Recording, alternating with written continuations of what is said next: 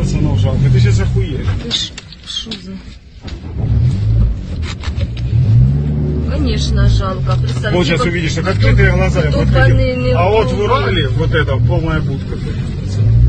Когда целый год, пацаны.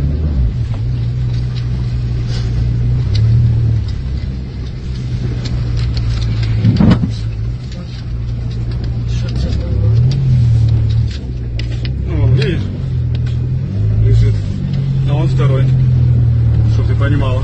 Смотри.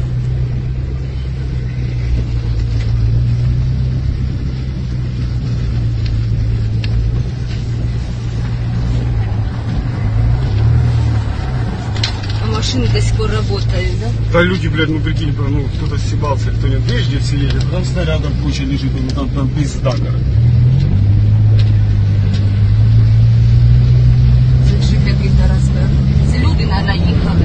Це ж, наверное, мені казав, що... Вояки. Это вояки все, Лен. Без номеров. Вась, все без Ага, номеров. це російські. Вон два пулемета, бери себе, блядь, и стреляй нахуй. Я ебал, я нихуя не хочу.